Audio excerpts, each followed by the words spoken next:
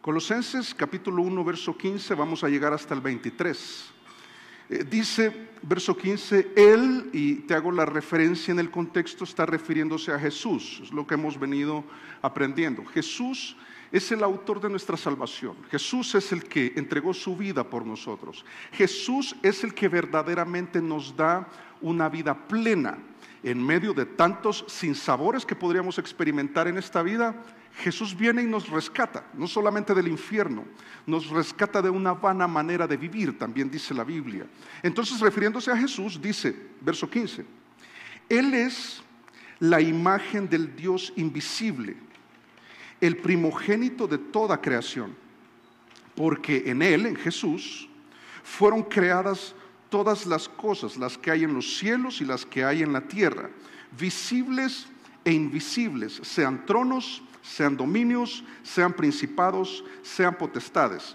Todo fue creado por medio de Él y para Él. Y Él es antes de todas las cosas, y todas las cosas en Él subsisten. Y Él es la cabeza del cuerpo, que es la iglesia. Él, que es el principio, el primogénito de entre los muertos, para que en todo tenga la preeminencia. Por cuanto agradó al Padre que en Él habitase toda la plenitud, y por medio de Él reconciliar consigo todas las cosas, así las que están en la tierra como las que están en los cielos, haciendo la paz mediante la sangre de su cruz.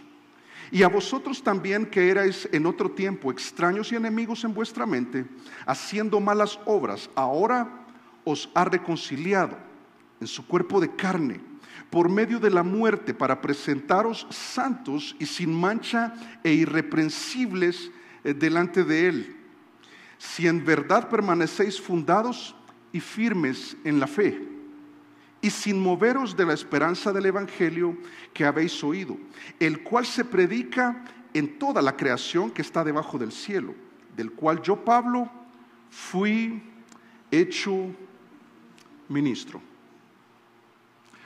Los primeros versos de este capítulo nos dejan ver el corazón de dos hombres muy especiales. Me refiero a Pablo y a Timoteo. ¿Te acuerdas que Pablo es el autor? Timoteo es coautor. Y todo lo que estamos leyendo en esta carta, Timoteo dice, yo estoy de acuerdo con Pablo. Y en este contexto, sabiendo que hay un autor que es Pablo y un coautor que es Timoteo, ellos ya hicieron una oración que contenía dos aspectos esenciales de la vida de oración. Primero es gratitud. Lo que ellos dijeron es, cuando escucharon de Epafras, que seguramente era el pastor de los creyentes en Colosas, escuchan un reporte muy agradable que todo papá espiritual y todo papá quiere escuchar.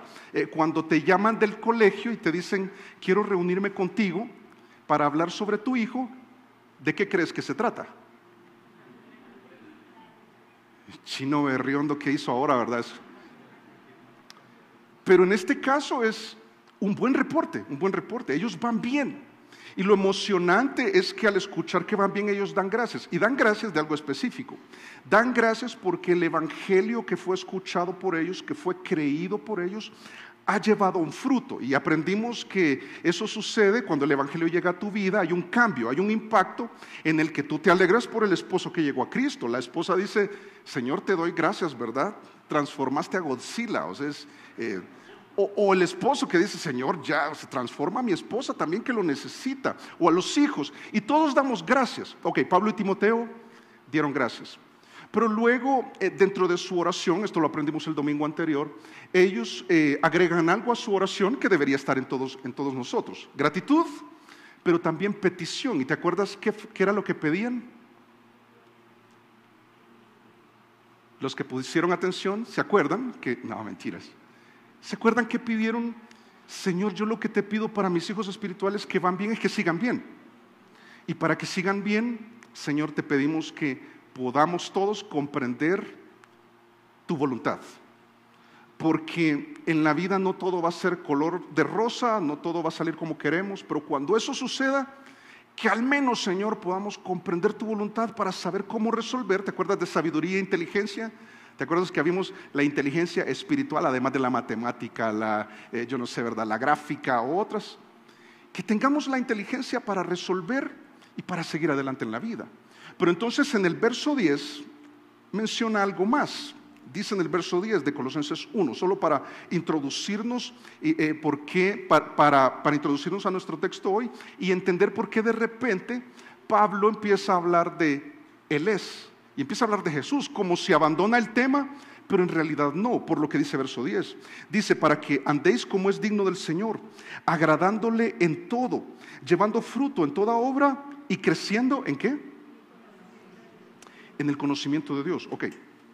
¿Qué sigue después de que damos gracias porque el Evangelio ha tenido fruto en tu vida? Y damos gracias por otros porque vemos que ha ocasionado un impacto. ¿Qué es lo que sigue? Pedimos. ¿Y qué pedimos? Que podamos hacer tu voluntad, Señor, conocer tu voluntad. Necesitamos ese discernimiento, necesitamos ese criterio para enfrentar esta vida. Pero agrega un tercer elemento y dice, tú y yo, como creyentes, deberíamos crecer en el conocimiento de Dios. Fíjate qué interesante. Ya no es de la voluntad de Dios, eso está cubierto y debemos comprender la voluntad de Dios. Pero ahora dice, nosotros necesitamos lo mismo que aquellos creyentes que empezaron a seguir a Jesús. ¿Te acuerdas? Que ellos empezaron a ver las obras de Jesús, las enseñanzas de Jesús, el poder de Jesús. Y vamos a ver en el desarrollo de esta predicación cómo ellos llegaron a un punto que quedaron boquiabiertos de quién verdaderamente es Jesús. Yo espero, aunque no sea tan expresivo en nuestro lenguaje corporal, pero que hay un impacto en nuestro corazón de conocer quién es Jesús. Y cuando nos demos cuenta de que este Jesús, que es nuestro Señor, nuestro Salvador, nuestro modelo de vida, el que nos enseña y nos modela lo que es agradar a Dios, lo que es comprender su voluntad, y te acuerdas que vimos el domingo anterior, hacer su voluntad, que quedemos boquiabiertos y que nos impresione a tal punto de decir, Dios puede, Jesús puede con cualquier situación que yo esté enfrentando. Entonces, como Él ya pidió, porque crezcamos en el conocimiento de Dios, entendemos que todos los creyentes necesitamos lo mismo. Por eso, lo que vamos a ver, lo primero que va a decirnos es, Jesús es el autor, y yo creo que lo han congelado. Por cierto, quizás aprovecho para decirte que estamos teniendo problemas con el video BIM y es probable que sea arriba, entonces no hay manera de repararlo en este momento, pero yo voy a estar haciendo referencia por eso vas a ver quizás mucho movimiento raro ahí en la pantalla, ¿verdad? Pero lo primero, lo que él enseña es, mira, reconozcamos que Jesús no está en el pesebre, Jesús no está en la cruz, Jesús no está en la tumba. ¿Dónde está Jesús? Sentado a la diestra del Padre, recibiendo toda honra, todo honor, todo el poder, todo dominio. Jesús, vamos a aprender que Jesús es lo máximo, es preeminente. Él es el autor de la creación, dice verso 15. Él es la imagen del Dios invisible, el primogénito de toda la creación. Jesús es preeminente. ¿Y qué significa preeminente? Bueno, lo tienes ahí en pantalla. ¿Muy superior o importante? No, pero ¿habrá algo más importante? El Padre. Pero es que el Padre es Dios. Y vamos a ver más adelante que el Padre ha decidido que Jesús sea preeminente, sea el que reciba la adoración, el que reciba la gloria. Él tiene los méritos, Él tiene el poder. Y lo tremendo es que lo primero que plantea es su participación en la creación. Pero antes lo que dice es, mira, Él es la imagen del Dios invisible. ¿Sabes qué es lo que está diciendo? Es, si quieres conocer al Dios que está en luz inaccesible, al que nadie puede ver, ¿cómo podemos ver al Padre? Es por medio de Jesús. En Jesús están contenidos todos los atributos de Dios, todo lo que ves en el Antiguo Testamento, todo lo que Dios dice de sí mismo, todo el poder para abrir el Mar Rojo, el poder para sacar a Israel de Egipto, el poder para resucitar a alguien, el poder para sanar a quien sea, el poder, tanto poder que Jesús tuvo participación en Génesis capítulo 1. Y estaba con unas parejas esta semana y citamos ahí en Génesis cuando Dios dice, si tú lo lees ahí en Génesis 1, 27 y 28, cuando dice, hagamos al hombre a nuestra imagen. Cuando dice hagamos, ahí está Jesús. No son ángeles, los ángeles no tienen poder de creación.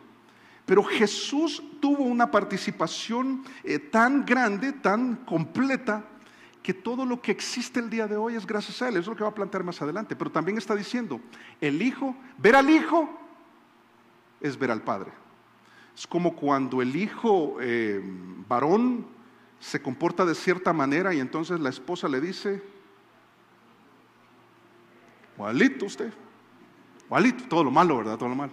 Y cuando es todo lo bueno, ¿cómo te pareces a tu madre, mi amor? Y él lo hace al revés también. Pero obviamente son rasgos, definitivamente son rasgos. En otros casos es hasta físico. Y como algunos molestamos, ¿verdad? Es cuando alguien dice, tú me estás diciendo rebelde, pero recuerda que yo lo heredé de ti. Entonces es como, no, ¿cómo así? ¿Sabes qué está diciendo? Te lo pongo en otras palabras. Jesús es el vivo retrato del Padre. Es, no similar, es idéntico, es idéntico. Es Dios, es Dios. No hay ni un ápice de diferencia entre el Padre y el Hijo en cuanto a sus atributos, en cuanto a su santidad, en cuanto a su poder. Tanto así que cuando Dios dijo, hagamos al hombre, ahí estaba Jesús. Cuando ves todo lo creado y que después dice, y era bueno, ese es Jesús. Ahora piénsalo. Cuando Dios habla, la palabra de Dios tenía poder, tiene poder para crear todo lo que existe. Ese mismo poder es el transformador el día de hoy en cualquier persona, porque la palabra de Dios tiene poder. Y cuando Dios habla, si revisas Génesis capítulo 1, algo sucede. Y eso que sucede es bueno. Revisa Génesis 1. Cuando Dios habla, algo sucedía. Sea la luz, ¿y qué pasó? Se hizo la luz. Sean los animales que se arrastran sobre la tierra, los que vuelan por los cielos, los que están en los mares, y se hizo. Y dice, y fue bueno. Cuando Dios te dice algo, tiene poder. Y eso que Él puede producir en ti va a ser bueno, va a ser bueno. Y vamos a ver más adelante que tiene mucho que ver también con eso. Por eso Hebreos capítulo 1 verso 3 dice, el cual, hablando de Jesús, siendo el resplandor de su gloria y la imagen misma de su sustancia. Yo te hago un ejercicio acá. Si se hiciese un retrato hablado de Dios Padre, contado por, yo no sé, si los ángeles pudieran hacerlo, ¿sabes cuál facción terminaría? Jesús. Jesús es, por decirlo así, yo no encuentro qué manera de decir, ¿verdad? Jesús es el vivo retrato, es el retrato hablado del Padre, es la imagen misma de su sustancia. Dice, y quien sustenta todas las cosas, vamos a ver más adelante, con la palabra de su poder, como te decía, habiendo efectuado la purificación de nuestros pecados por medio de sí mismo, se sentó a la diestra del Padre de la majestad en las alturas. Jesús es lo máximo. ¿Cómo podemos pensar que Jesús no puede hacer algo si Él creó todo esto? No podemos pensar que está en una categoría inferior o que se acerca un poco a los ángeles. De hecho, Hebreos capítulo 1 se encarga de plantearte y de argumentarte de que Jesús es muy superior a los ángeles. ¿Por qué? Porque es Dios. Pero lo interesante es que el verso 15 no solamente dice eso. ¿Te acuerdas Juan capítulo 14 verso 3 lo que Jesús dijo? El que me ha visto a mí, el que me ha visto a mí, ha visto al Padre. Una y otra vez. Sabes que Romanos capítulo 9 verso 5 dice de quienes son las patriarcas, dice, y de los cuales según la carne vino Cristo, el cual es como Dios. ¿Dice eso? ¿Y quién es el cual? Cristo. ¿Sabes que hay grupos que plantean de que Jesús no es Dios? Por lo que vamos a ver más adelante. Hay grupos que dicen, lo bajan de categoría. No, Jesús es el Hijo de Dios. Pues claro, porque Dios es trino. Sí, pero es trino, pero no es lo mismo. Y bajan de la categoría y entonces limitan el poder de Jesús y no entienden quién es Jesús. Y Pablo lo que está diciendo es, entendamos quién es Jesús. Comprendamos su voluntad, sí. Damos gracias que el Evangelio ha llevado frutos, sí. Pero mira, esta vida necesitas entender quién es Jesús en verdad. Y entonces dice, el cual es Dios sobre todas las cosas, bendito por los siglos. Amén. Es algo que Pablo enseñaba una y otra vez. Pero luego dice en el verso 15, Él es la imagen del Dios invisible. ¿Qué dice después? El primogénito de toda creación. ¿Cuántos acá en este auditorio son primogénitos? Ok. Se les nota. Son los mayores, ¿verdad? Son los mayores. ¿Y qué entiendes por primogénito? El primer nacido. El primer nacido. ¿Y quién es el consentido?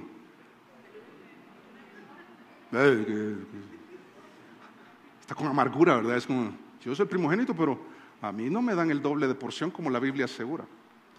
Porque aquí aprovecho para decir que los grupos que dicen, bajan de categoría a Jesús, lo ponen al lado de los ángeles, dicen que es creación de Dios, es porque dice el primogénito de toda creación, y se pierden en el término, porque si bien primogénito está relacionado con el primer nacido, en la connotación tiene más peso en la parte donde tienen privilegio, tienen mayor derecho, es el primero en posición y el que tiene mayor autoridad. O sea, una gran responsabilidad. Y entonces dice, Jesús fue el primer ser creado, es lo que dicen. Y vas a ver que no concuerda con el contexto de lo que está planteando Pablo acá en Colosenses capítulo 1, del 15 en adelante. Vamos a verlo más adelante, en unos pocos minutos. Pero antes, primero entender que primogénito no es solamente primer nacido. Y lo que va a decir y lo va a usar también en referencia a la resurrección. Y yo creo que cuando lleguemos a ese punto ya vamos a estar claros. Que la primogenitura tiene más que ver con autoridad, posición y superioridad. Lo que está diciendo es, Jesús es sobre la creación. Vamos a ver por qué más adelante, a continuación, básicamente. No es el primer creado. Él está por encima de todo. ¿Por qué? Porque Él es preeminente. ¿Por qué? Porque Él es Dios. Él es superior y es importante que lo sepas. Para muestra de ello, ¿te acuerdas que el rey David fue elegido y era el de menor edad? Cuando fue elegido para ser rey, ¿te acuerdas? Por el profeta Samuel. Y dice este salmo en relación a David, yo también le pondré por primogénito, porque él escogió a David. De hecho, el papá, si tú revisas la historia en 1 Samuel 16, si lo quieres revisar, pero llega para ungir a un rey y le dice, ¿dónde están tus hijos? Y desfilan ahí pasando todos. No, siguiente, no, menos. Entonces, dale. Y terminan y le dice, estos son todos.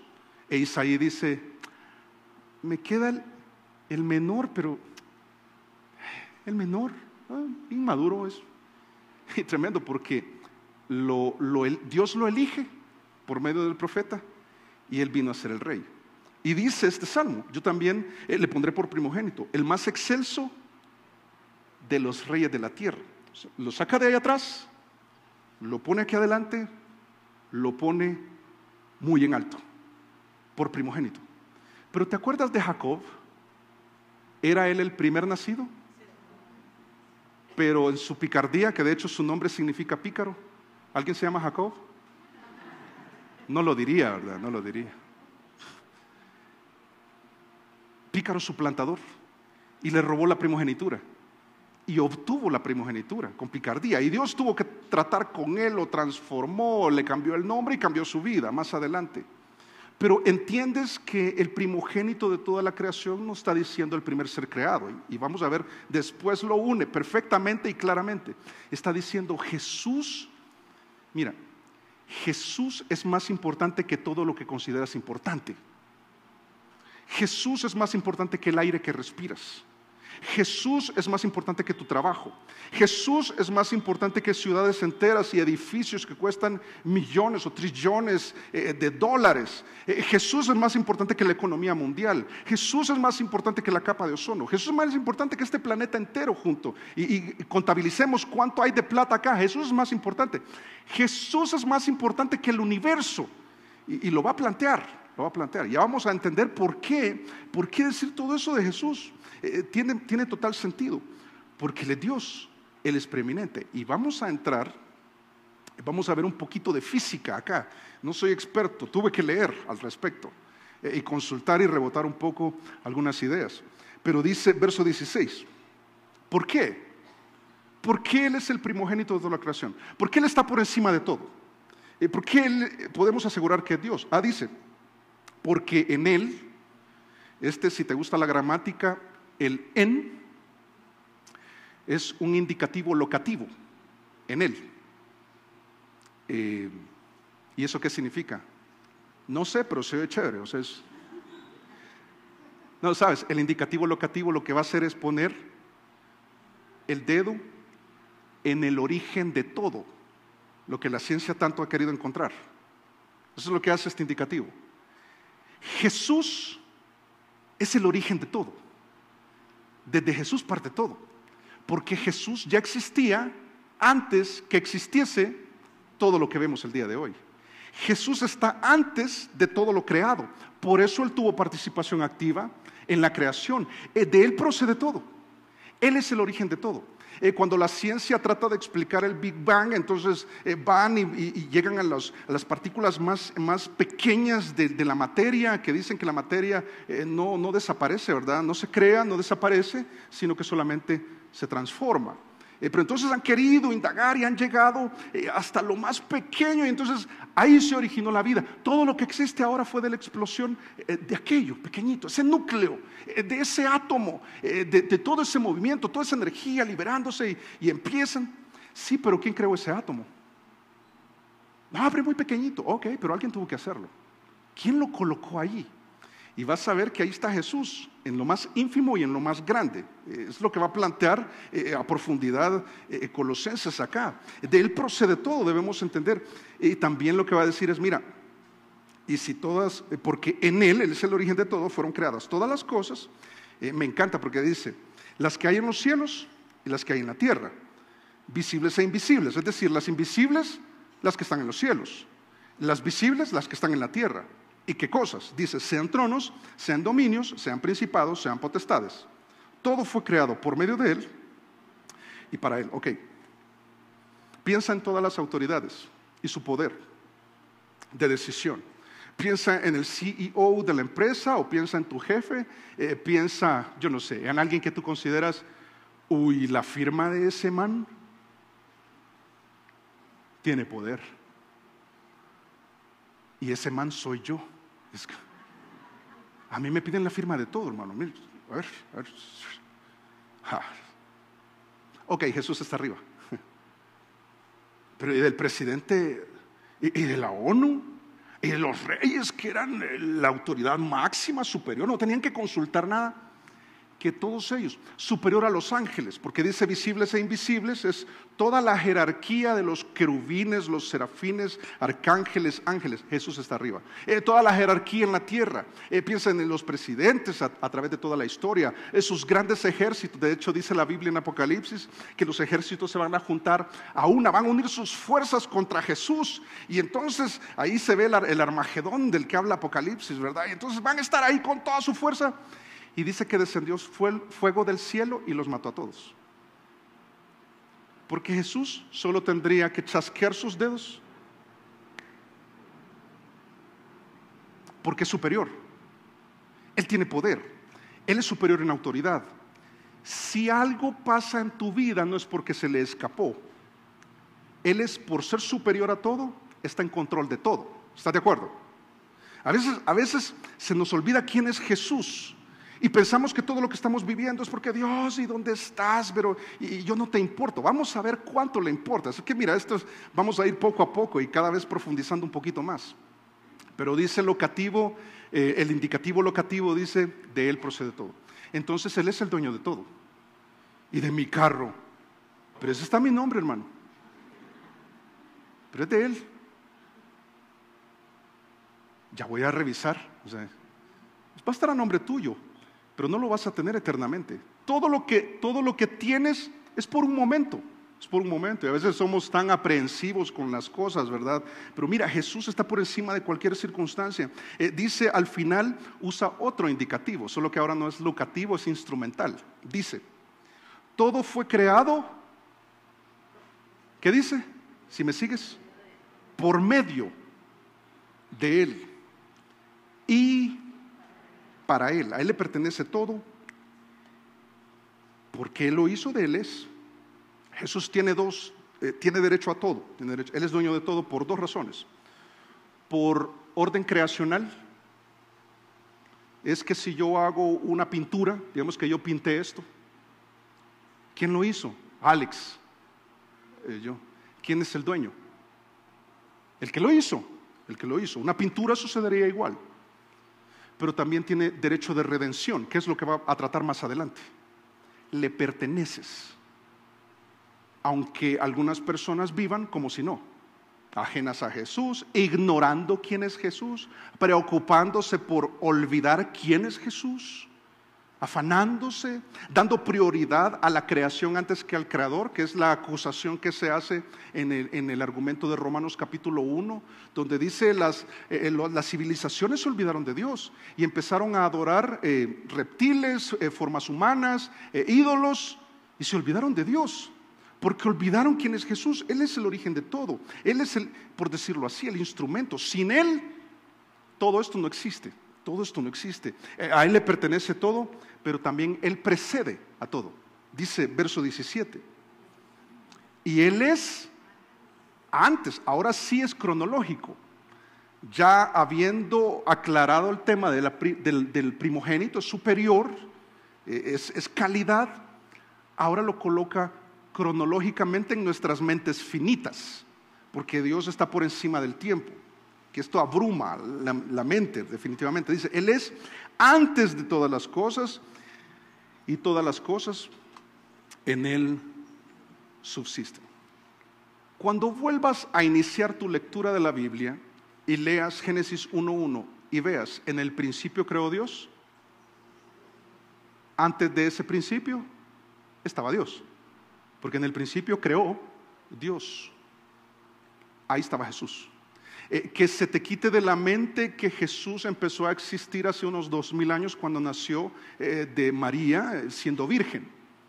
Se humanizó en ese momento, se hizo carne. El Dios todopoderoso, creador de todo, que es superior a todo porque de Él procede todo, porque a Él le pertenece todo, porque es superior en calidad, en importancia, en poder, en autoridad. Está diciendo, mira, Él es nuestro Señor, al que vas a hacer su voluntad, y Él está en control de todo. No temas. Ahora todo te va a hacer sentido en la Biblia cuando te dice no temas. Mira, no te afanes. Mira, no vivas para las cosas de esta tierra. Busca las cosas eternas. Vive para eso. Mira, perdona si es necesario. ¿Por qué? Porque Jesús lo dijo. Y entonces Él tiene autoridad. Él debería tener la autoridad. Entiendan, es lo que está diciéndonos el texto a nosotros el día de hoy. Entiende quién es Jesús. Porque si entiendes quién es Jesús, va a suceder lo que planteó y aprendimos el domingo anterior. Vamos a hacer su voluntad. Mira, vamos a hacer su voluntad. Pero también dice al final del verso 17, y todas las cosas en Él subsisten. Todo permanece el día de hoy gracias a Jesús. Gracias a Jesús. Y yo te dije que me iba a poner un poco científico. No soy muy experto, pero algunas clases que uno recuerda, ¿verdad? Sabes que hay 4 leyes fundamentales de la física.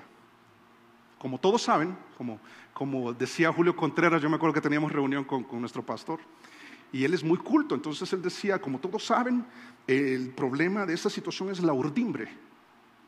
Y yo me acuerdo que todo el staff estábamos ahí, y todos, como todos saben, entonces, ¿qué es la urdimbre? O sea, empezaban. Leyes de la física.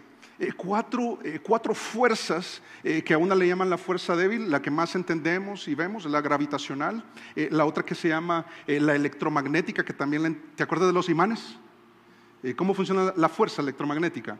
Fuerzas iguales, positivo y positivo, y polos opuestos. Ay, muchos matrimonios ahora dicen, sí, tú eres el negativo, ¿verdad? Pero es de la atracción. Así funciona, así funciona. Si le das vuelta al imán, ¿qué hace el positivo con positivo? Aquí viene lo interesante. La fuerza fuerte se encuentra en el núcleo que conforma el átomo. Yo creo que sí, están viendo hasta la partícula más pequeña ahí en el pequeño video. Lo interesante es que la ciencia hasta el día de hoy no ha podido explicar cómo es posible que en el núcleo la fuerza fuerte que lo mantiene unido sea positivo y positivo, porque se sale de la ley de la física.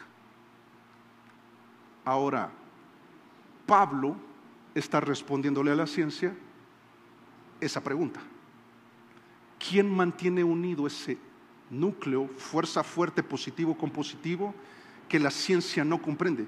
Y que si actuara como todo lo demás, se repelería y sería un desastre nuclear.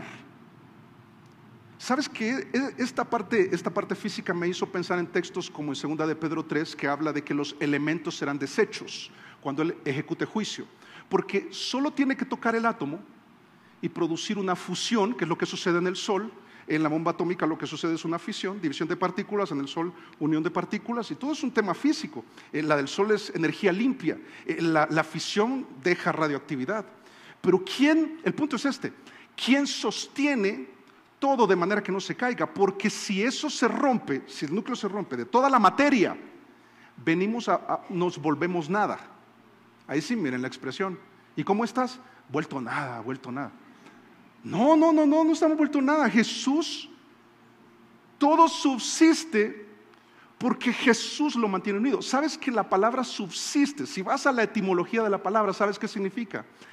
Jesús mantiene unido todo el universo. ¿No te parece esto fascinante? ¿No te parece que Jesús verdaderamente es lo máximo? ¿No te hace entender esto que, entonces Jesús es más importante que el aire? Estamos entendiendo. ¿Y Jesús es más importante? Ya me acuerdo que Él dijo que Él era más importante incluso que mi familia. No significa que tu familia no es importante, significa que Jesús es más importante. Y en ese momento los discípulos no lo entendían, pero Jesús decía: el que no me ame a mí más que a su padre y a su madre no es digno de mí. ¿Ahora lo entiendes? Es crecer en el conocimiento de Dios, es entender verdaderamente quién es Jesús y quedar, en el sentido correcto de la palabra, pasmados, abrumados con la idea de decir: Jesús sostiene. ¿Sabes que lo que está planteando también es Jesús, Dios, no creó todo con leyes físicas para que funcionara por sí solo, para después desentenderse de su creación y no estar al pendiente? No, lo que está planteando es todo lo contrario. Hizo leyes físicas, la fuerza débil, gravitacional, electromagnética, el núcleo, todo lo que la ciencia ha ido descubriendo conforme pasa el tiempo y hay avances y todo eso, pero está diciendo: Jesús es antes que todo eso. Jesús es el que hizo todo eso. Y que lográramos comprenderlo nos hace entender la importancia de Jesús en la salvación, en nuestra existencia. Es algo tremendo. Por esa razón, allá en Marcos capítulo 4 verso 41, y yo creo, mira, yo esperaría que tú a este punto de caminar con Jesús ya hayas tenido una experiencia similar. He tenido varias, no como esta, pero donde tú te quedas impresionado de Jesús. Impresionado. Mi matrimonio, hermano, yo lo había dado ya por fracasado, pero Jesús ahora lo mantiene unido. No, mire, yo después de que la empresa quebró, después de ese despido, después de ese diagnóstico, yo pensé que ahí acababa todo, pero Jesús me sorprendió con su deidad. Dice: entonces temieron con gran temor. En el contexto es la tempestad, ¿te acuerdas? Que en la tempestad Jesús, ¿dónde estaba en la barca? ¿Y cómo estaba? Dormido. Y que ellos le dicen: Señor, ¿no te das cuenta que vamos a morir? Nos vamos a morir. Y Jesús se levanta. A mí me encanta porque yo pienso que la barca está por hundirse realmente. Y les dice: ¿cómo así que no tienen fe? Y entonces luego se pone de pie y dice: calla, enmudece. Calla, enmudece. ¿Y qué pasó después? Y entonces dice: entonces temieron con gran temor. ¿Se imaginan que yo diga: hay sequía en Colombia, que llueva, y empieza a llover? Es como, ¿quién es este? Dice: ¿quién es este que aún el viento y el mar le obedecen? Creo que nosotros a veces estamos en esa misma barca, en ese mismo juego de circunstancias, en esas mismas sandalias, porque no hemos entendido quién es Jesús en verdad y el dominio que tiene por sobre todo. O no hemos entendido su superioridad, o no hemos entendido que Él está en control de todo. Y ellos se quedan, ¿quién es este? O sea, todavía están diciendo, ¿cómo así? No entiendo cómo pudo suceder algo como eso. Mira, si Cristo sostiene el universo en toda su complejidad, desde lo más incalculablemente grande hasta lo más impensablemente pequeño, ¿qué sucede? ¿Puedes sostenerte en cualquier dificultad? Mira, si estás pasando por una situación que ha salido de tus manos, no tienes el control, no puedes hacer más que lo que está a tu alcance. Llámese a hacer contactos, llamar, hacer llamadas, buscar amigos, buscar al médico, tomar medicamento, meterte en un proceso académico, proceso de formación, crecimiento profesional, todo lo que está a nuestro alcance. Pero te pierdes de vista la superioridad de Jesús, te pierdes lo más importante.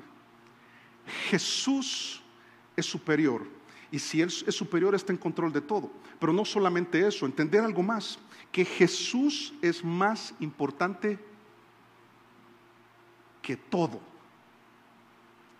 Y todo es todas las cosas. Todas las cosas, no que todas las cosas no tienen importancia. Todas las cosas tienen menos importancia que Jesús. Y eso debería ser revelador para nosotros. Pero luego, si notas, ya Pablo está diciendo, Él es. Y lo primero que dice, mira, Él es el autor de la creación, pero también es la máxima autoridad en la iglesia. Dice el verso 18, y Él es la cabeza del cuerpo que es la iglesia. Ok. ¿Quién es la cabeza del hogar? Según la Biblia. Díganlo, hombres, sin temor. Y paguen las consecuencias después. ¿Yo? Dice la Biblia que... Yo me acuerdo que estábamos en un ministerio en San Salvador hace muchos años. Y entonces estábamos planteando este principio de estructura. Es un principio de estructura, no de importancia, que aquí es donde muchos se pierden. El hombre que cree que por ser cabeza es más importante está perdido en la Biblia, porque es un tema de estructura, de orden.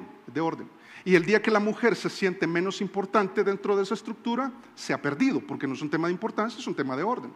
Por eso los matrimonios funcionan cuando entienden la estructura. Pero entonces yo me acuerdo que planteábamos esto y una hermana dijo, sí, el hombre es la cabeza, pero la mujer es el cuello. Es la que dice sí. Y muchos hombres padecemos esto, ¿verdad? Es como, ¿estás de acuerdo, mi amor? Y ella, o la mirada. Tienes que tomar una decisión y ella,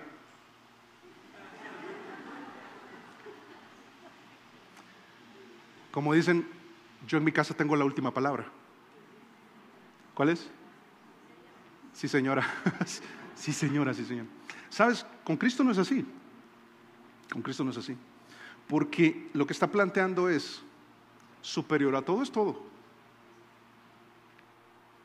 Y ahí está la iglesia. Es lamentable cuando hombres se suben a ese podio. Qué atrevidos.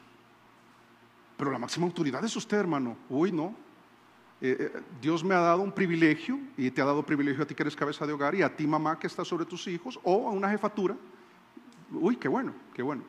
Pero la máxima autoridad es Jesús. Lo que Él dijo, eso es.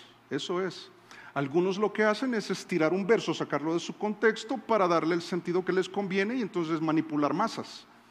Pero no, la autoridad máxima en una iglesia debe ser Jesús, porque la cabeza significa dos cosas, significa origen o fuente. Lo que está planteando cuando dice que Cristo es la cabeza de la iglesia es que Él es su fundador. Ah, pero usted fundó Vida Nueva Bogotá junto a otro pastor. Sí. Iniciamos una iglesia local, pero el que fundó la iglesia, el fundador de esta iglesia es Jesús. Y si quitamos a Jesús de lo que hemos hecho estos 10 años, aquí no habría nadie, al menos nadie salvo, porque la salvación está en Jesús. Pero también habla de ser dirigente y gobernador. porque si Jesús es quien realmente fundó la iglesia, entonces Él es el dueño de la iglesia y Él tiene toda la autoridad. Pero antes de avanzar acá en los slides y avancemos aquí en el texto, dice, y Él es la cabeza del cuerpo que es la iglesia, Él que es el principio.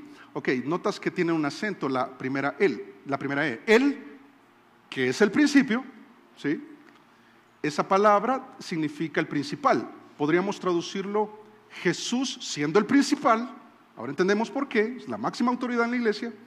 Dice después, el primogénito de entre los muertos, para que en todo tenga la preeminencia. Aquí es bien interesante porque vuelve a utilizar la palabra primogénito. Para que en todo tenga preeminencia, en todo. En todo Jesús va a ser más importante. Pero ahora se refiere a la resurrección. Y si la palabra primogénito nuevamente significara que fue el primero en resucitar, ¿cuántos creen que Jesucristo fue el primero en resucitar? No. A ver, en Juan capítulo 11 había un amigo de él que me acuerdo yo, ¿cómo que se llamaba este amigo de Jesús? Lázaro, sí, Lázaro. Y entonces le dice, Lázaro, sal fuera. Y uno piensa, algunos hacen la broma, ¿verdad?, de que Lázaro ya la estaba pasando, pero súper chévere, libre del pecado. Si tenía deudas, ya no se preocupa por las deudas. Si tenía una suegra difícil, también, todo tranquilo. Y entonces escucha, Lázaro, sal fuera. Y Lázaro, pero ¿quién puede resistirse a la autoridad de Jesús? Nadie. Desde que Jesús dijo, Lázaro, sal fuera, él iba a resucitar. Y entonces ahí estaba Lázaro. Dice que salió casi que de película de horror, porque dice que todavía tenía sus vendajes mortuorios. O sea, se imagina, ¿verdad? Es como, qué tremendo poder. Lázaro, entonces no fue el primero. ¿Te acuerdas del hijo de la viuda que resucitó Elías? La de Sarepta, sí es cierto. No, entonces no fue el primero. No fue el primero. Pero entonces, ¿por qué usa primogénito? Está dándole el mismo sentido que le dio anteriormente. Está diciendo, en calidad superior, por sobre todas las cosas, lo más importante.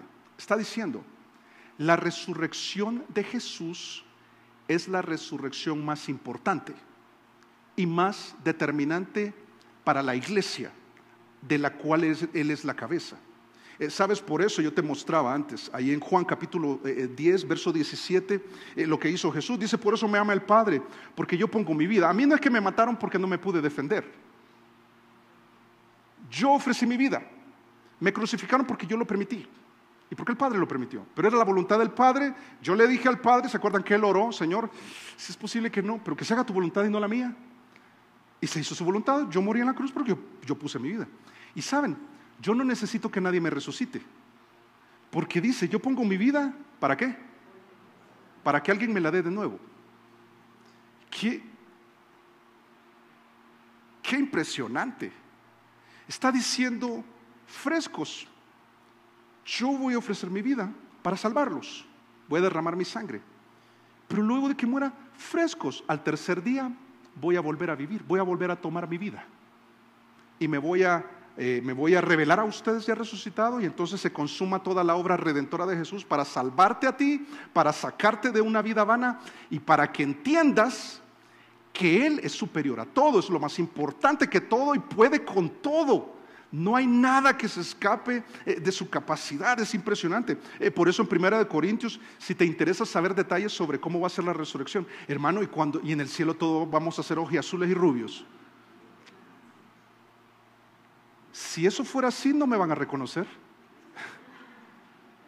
Pero este capítulo responde muchas preguntas sobre la resurrección. Espero que lo podamos ver el domingo de resurrección que se acerca, para entender varias cosas de la resurrección. Pero dice, si Cristo no resucitó, ¿qué pasa?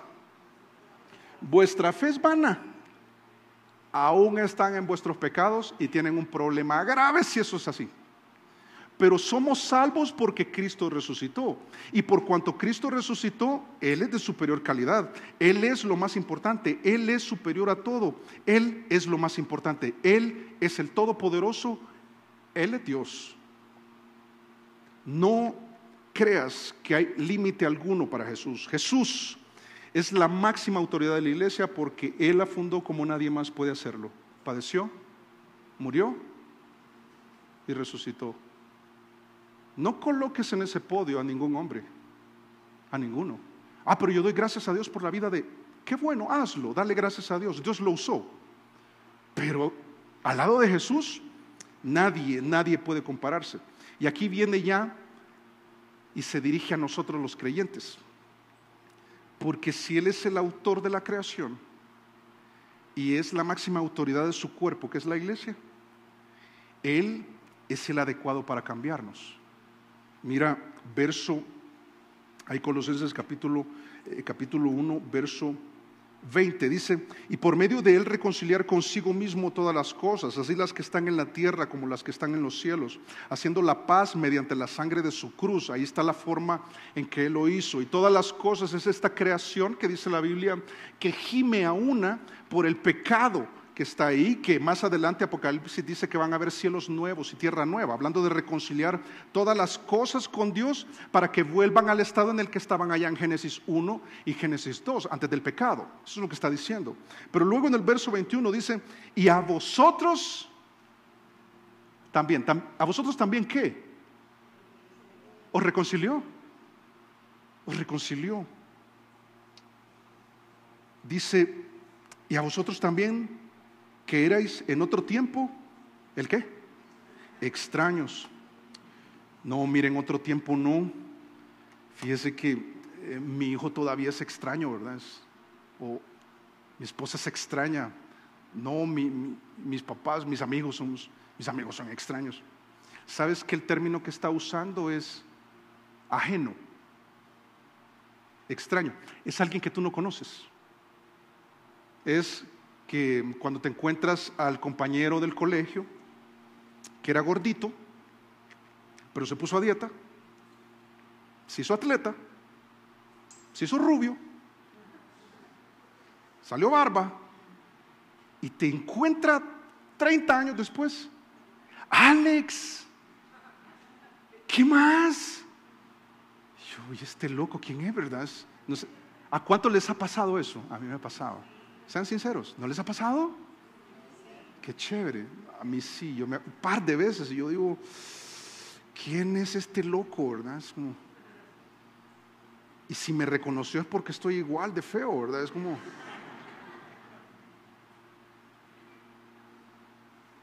Pero plantea algo que también Pablo lo dijo en otra carta, en Efesios capítulo 4, 18, dice: teniendo el entendimiento entenebrecido, oscurecido, no veías, caminabas en tinieblas. Dice, qué triste esto, mira, ajenos de la vida de Dios. Y saben que muchos de ellos tenían su propia religión, su propio concepto de Dios, sin ánimo de ser irrespetuoso, pero son frases que se usan en nuestro ambiente: el niño Dios, o Diosito. Oh, hay que pedirle a Diosito que, ¿cuál Diosito? No hay Diosito, pero es que es de cariño, ni de cariño, porque Él es superior, Él es lo máximo. Dice, ajenos de la vida de Dios. ¿Por qué? Estaban alejados, su religión, pero alejados de Dios, por la ignorancia que en ellos hay. ¿Por qué estaban en ignorancia? Por la dureza de su corazón. O sea, tenían una descomposición mental, y esto había incidido en sus vidas, al punto que se lleva a cabo una verdadera reconciliación. Y vamos a ver 3 elementos que nos proporciona en nuestro texto, que nos hace ver la bendición de esta reconciliación. El primero es que teníamos un problema en el pasado, y es el que está planteando acá. Dice, y vosotros también, que erais en otro tiempo extraños, ¿y qué dice? Enemigos. Uy, enemigos en vuestra mente. Y no solo en vuestra mente, haciendo malas obras. Ahora os ha reconciliado. Para hablar de reconciliación, ¿qué precede a una reconciliación? Un pleito, una pelea. Pastor, necesitamos su ayuda. ¿Y qué pasa? Necesitamos reconciliarnos con, yo no sé, ¿verdad? Con la esposa o a veces los hijos o los familiares, la familia extendida, etcétera. Es porque hay un pleito, hay un problema difícil de resolver y necesitamos su ayuda. Ok, en este caso el problema era el mayor de todos. un Dios perfecto que no puede estar en presencia del pecado y nosotros pecadores.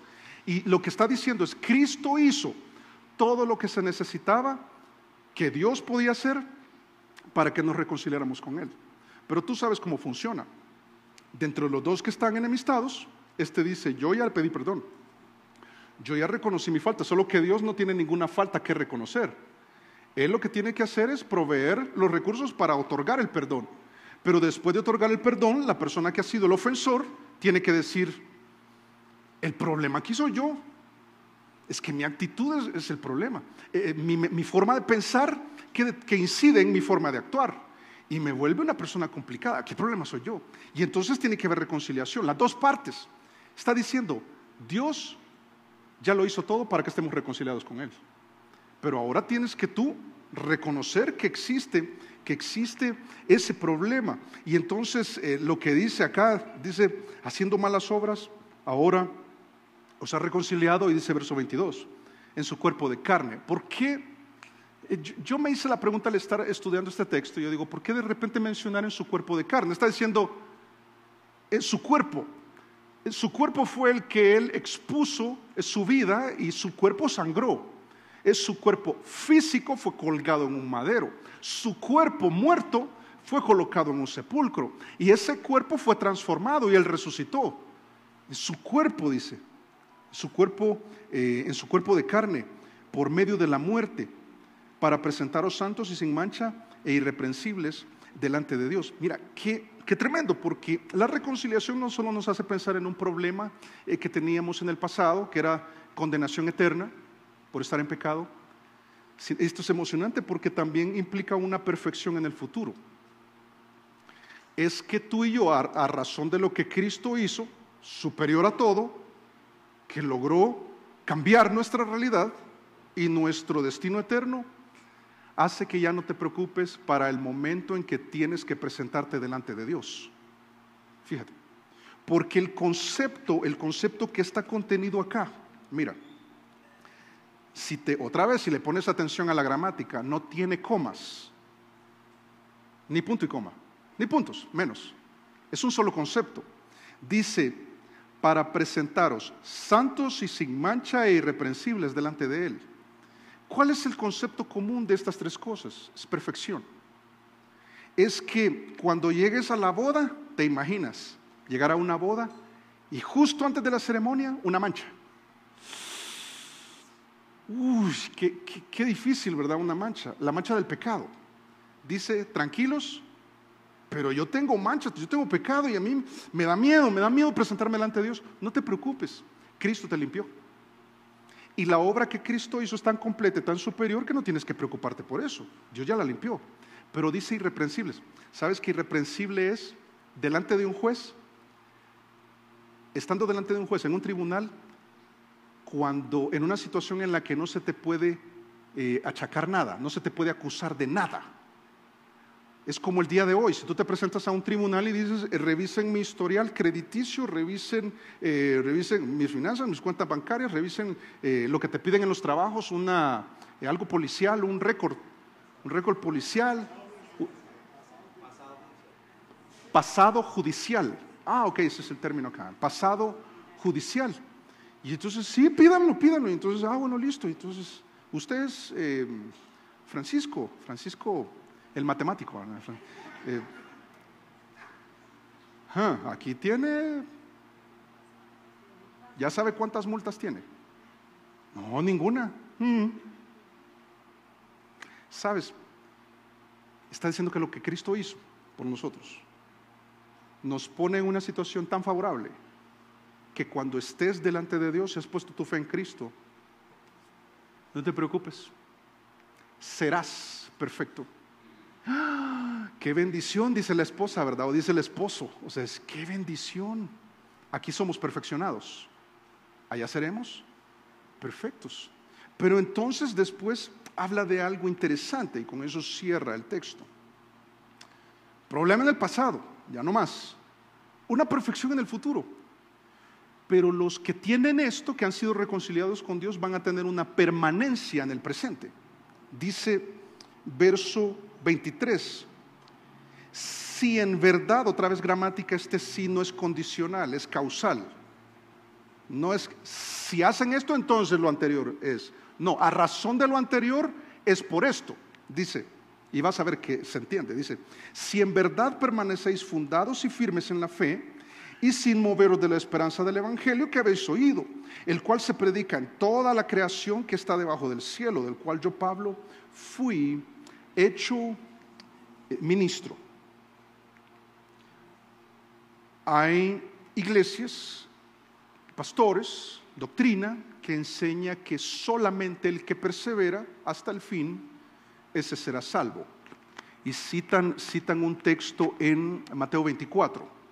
Solo basta, estamos con un grupo estudiando la Biblia y profundizando, los que están sirviendo en ministerio, y veíamos la importancia del contexto. Este texto del que persevera hasta el fin será salvo es la respuesta de Jesús a la pregunta de los discípulos judíos que le hicieron: ¿cuándo serán estas señales del fin y de tu venida? Y entonces Jesús empieza a responderles y habla de la gran tribulación, donde ni la iglesia ni va a estar. Y habla de la persecución que van a sufrir los judíos que deben salir. Cuando ellos se den cuenta de esa situación, dicen que huyan a los montes. O sea, es una situación apremiante, difícil. Y dice: el que persevere hasta el fin será salvo en medio de la gran tribulación. No está hablando de la salvación de hoy. Solo hay que leer el contexto. Y aquí, este es uno. Dos, hay un problema en la consistencia bíblica, porque tú sabes que Efesios 2, del 8 al 10, plantea que la salvación es por fe, no es por obras. De hecho, sabemos que cuando alguien se bautiza, no se bautiza para ser salvo, se bautiza porque es salvo. Porque lo que le salva es la fe en Jesús. ¿Te acuerdas el malhechor que murió al lado de Jesús? Y que Jesús le dijo: de cierto te digo que estarás conmigo en el paraíso. ¿Dónde está él? En la presencia de Dios. ¿Se bautizó? No logró, porque el bautismo no salva. Pero entonces, asegurar que yo tengo que permanecer, que tengo que perseverar para ser salvo, es un error terrible, inconsistente en toda la Biblia. Pero ahora voy a cambiar una palabra que obviamente lo cambia todo. El creyente no persevera para ser salvo, porque la salvación no es por obras, incluyendo venir a la iglesia, servir. Y entonces, ¿cómo estás? Yo me acuerdo de un joven que cada vez que me saludaba, me decía: no, de aquí de esta iglesia, hace muchos años, cuando era pastor de jóvenes, imagínate. Y siempre me decía: perseverando. Yo, hey, qué bueno que perseveres, ¿verdad? Pero no para ser salvo. Y hacía la aclaración. Pero entonces, ¿por qué plantea esto? ¿Sabes que la metáfora que está usando es como la de una planta que está fundada en la raíz, que es Cristo? Si quieres revisar en Mateo 13, la raíz es Cristo. Está diciendo que lleva fruto. Está diciendo: el que es salvo permanece. Y qué pena, pero yo creo que esto se me zafó de la oreja. El que es salvo permanece. La evidencia de ello, la prueba de ello, es que permanece. Dice ahí: si en verdad permanecéis fundados, como un edificio, como un árbol, y firmes, como un árbol que no se trasplanta, y sin moveros de la esperanza del evangelio. Aquí solo te comparto un texto. Primera de Juan 2:19. Hablando de creyentes que estaban en la congregación y que dice: salieron de nosotros, pero no eran de nosotros. Está diciendo: parecían creyentes, pero no eran. Fulanito, ¿te acuerdas? Y que cuando inició Vida Nueva Bogotá hace 9 años, hermano, ¿y qué se hizo fulanito? No, ya no está. No era de nosotros. Y para que se manifestase que no. Pero revisemos el texto y el contexto. Dice: porque si hubieran sido de nosotros, ¿qué habría pasado? Habrían permanecido con nosotros. Pero salieron para que se manifestase que no todos son de nosotros. ¿Sabes que en algunas congregaciones usan esto? Acuden a este texto para decir que un creyente no puede moverse de una iglesia a otra. Porque si salen de nosotros, no son de nosotros. Entonces, sí, ¿verdad? Un sello, ¿verdad?, en la frente, y este no es. Contexto de lo que viene hablando es de las cosas del mundo. No améis las cosas que están en el mundo. Lo que está planteando es, si alguien estaba en la iglesia y después se va al mundo y Dios no lo disciplina, no pasa nada, pasa el tiempo y no vuelve, lo más probable es que no era. No es que era y dejó de ser. ¿Sí entiendes el texto? Y entonces ahora ya estás conectando los puntos y uno dice, ahora entiendo por qué a mí me hace tanta falta venir a la iglesia. Si yo tengo tiempo de no estar viniendo, a mí me hace falta. Ahora entiendo por qué cuando dejo de leer la Biblia, la falta que me hace. Ahora entiendo por qué la oración es como mi respirar. Tengo mucho tiempo de no estar con Dios. Ahora entiendo la necesidad que siento de servir al Señor. Yo no quiero estar así, yo quiero servir. Ahora entiendo por qué después, en mi caso, después de 32 años, yo sigo en mi relación fresca con Dios y no puedo pensar en la idea de no hacerlo. Es porque somos salvos. Esta es la clave. No es para ser salvos. Mira, quien verdaderamente se ha reconciliado con Dios por medio de Cristo, entender estas tres cosas es clave. Tienes un pasado perdonado, un futuro asegurado y una permanencia en la fe en el presente. Y si después de eso nosotros entendemos que el que está detrás de todo, el que está arriba de todo, es Jesús, la vida cambia, o debería cambiar. La fe cambia, la comprensión cambia, la forma de vivir cambia, las prioridades cambian, mi actitud hacia su palabra cambia, solo por entender que Jesús es el autor de la creación, la máxima autoridad en la iglesia y el adecuado para cambiarnos. Vamos a